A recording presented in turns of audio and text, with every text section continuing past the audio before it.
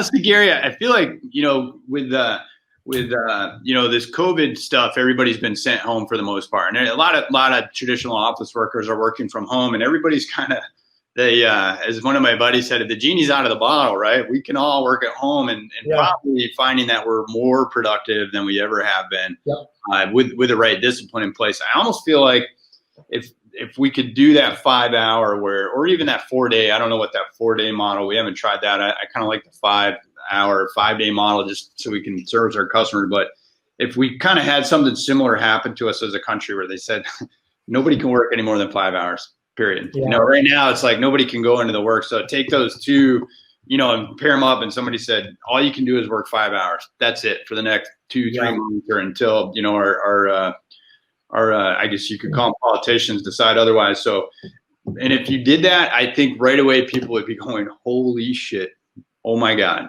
It's like we are at home going, oh my God, we're actually pretty damn good here. Wow, I'm pretty damn effective on the 5 hour side. I would bet a lot of money that would happen. Here's a great example. You know my business fairly well. What would you say in regards to getting me to do the 5 hour workday?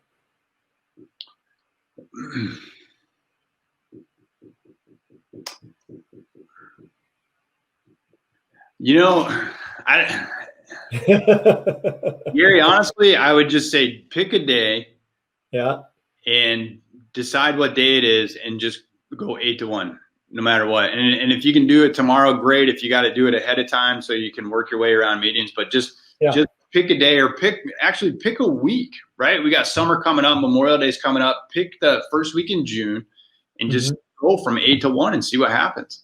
And see your productivity go through it. See your planning. You can't do a 5 hour workday unless you're spending time planning, right? You got to be sharpening the saw so you can go chop down the tree. You have to be disciplined about your planning. But my recommendation to you, if you're going to do it, pick a day. Probably better to pick a week and just do it, right? And you'll find that you have to plan really well to do it. You'll find that you're going to be way more efficient, and you're going to find that you're way more rested too.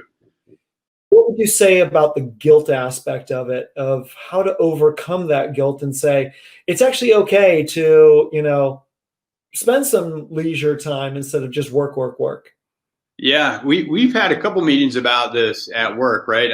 I'd say, I should have said that the biggest challenge, or one of our biggest challenge, was, what does everybody do with the extra time? And at the beginning, I actually created, I wrote down all my ideas and created a spreadsheet of like 40 or 50 some ideas that I should be doing with my free time. So I could kind of eliminate that guilt. And you break it down into your big 3 categories: energy, work, and family. A lot of times it's to me, it was spent, going to the beach or golfing or going for a bike ride or resting, right? And then for family, a lot of it's going to kids' sports, spending time with my wife, or training. A big block, like I said at the beginning, for me was training and development. So what I recommend is create what you're going to do with that free time, right? Because you're not just going to sit there and kick your feet up on the coffee table and do nothing.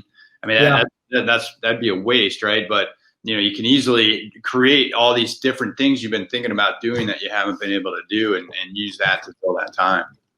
Well, thank you. Thank you very much for doing this today. I cannot tell you how much I appreciate it. And I know the people that are watching this are also going to appreciate it, because look, if we can change our businesses to get the results that you got, 30% year over year, that's an enormous growth, and continuing to kill it in this challenging time, I think is a testament to not only the 5 hour workday, but being consistent on it for the last 4 years and sticking to it, over communicating it and keeping it in front of your employees, like you were talking about, so that people can really have a better life and be more productive and have a great culture within their organization that's going to thrive, and it's going to help out more and more people. So thank you. I really appreciate all your insight on that, especially for me personally. So it's good. Yeah, absolutely. I'm looking forward to hearing that first week of June looks like for you. Yeah, you can hold me accountable to that.